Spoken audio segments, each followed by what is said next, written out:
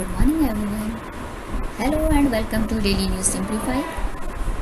I, Talat, again present before you with an article, and this article is based on Delhi Bill will sow the seeds of absolutism, which was published in the Indian Express newspaper dated on 22nd of March 2021, and it talks about the issues related to the recently introduced the Government of National Capital Territory of Delhi Amendment Bill 2021. And you must go through this article considering important aspects which can be asked in your upcoming prelims examination. Okay. Now let's start. The central government had proposed the NCT of Delhi Amendment Bill 2021 in the Parliament on 22nd of March. And now it has been passed by both the houses of parliament.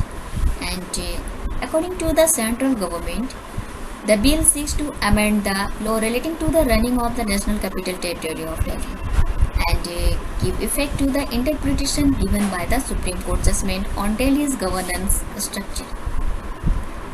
However, many constitutional experts are of the view that the proposed bill is very antithesis of what the court has said, and they held that the bill, if it become law, will wholly undermine the court's effort to strengthen the elected government vis-a-vis appointed lieutenant governor. Now, there are major amendments under this bill. They are: number 1, change in definition of government; number 2, expanding power of lieutenant governor; and third one, weakens legislative assembly. And under this bill, it defines the term government in the context of laws made by the legislative assembly to be the lieutenant governor of Delhi, not the elected government. And it extends lieutenant governor's power by requiring the elected government to seek lieutenant governor's opinion on a specific matter.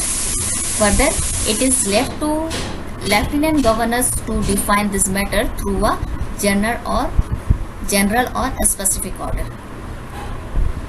It weakens the power of the assembly by prohibiting it from making rules for its committees on day-to-day administration. Okay, and these provisions have been inserted in this bill. And now let's see earlier provisions regarding Delhi administration. Firstly, we will see the status of the Union Territory under the Constitution of India. And at present there are 27 states and 9 Union Territories after bifurcation of Jammu and Kashmir. And the Union Territory are those areas which are under the direct control and administration of the central government. Only Delhi and Puducherry exist legislative assembly. And regarding Act, the 69th Amendment to the Constitution of India inserted Article 239AA, and which declared the Union Territory of Delhi to be administered by a Lieutenant Governor who works on ad and advice of elected legislative assembly.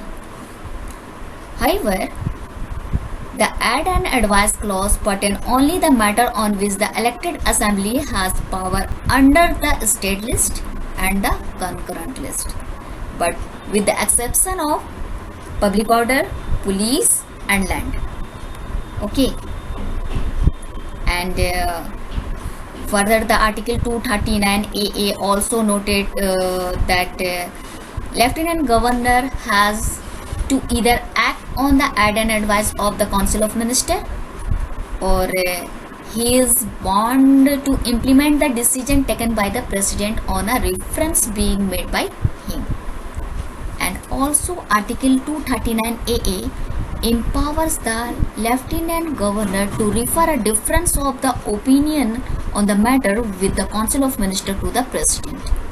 Thus, the dual control between Lieutenant Governor and the elected governor government leads to power tussle. It means thus this dual control between lieutenant governor and the elected government leads to power tussle, and ये तो होना ही था, तो which was referred to the Supreme Court in 2019. Now see judgment held by Supreme Court in 2018. So the Constitution Bench verdict on July 4th, 2018 held that the Lieutenant Governor has not been entrusted with any independent decision-making power. The court clarified that the power to refer any matter to the President did not mean the every matter. In other words, the Lieutenant Governor cannot refer any matter to the President.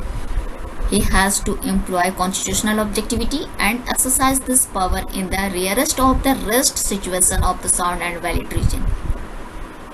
Thus, his concurrence is not needed in every matter, and he can refer matters to the President only in exceptional situation and not in a routine or mechanical manner.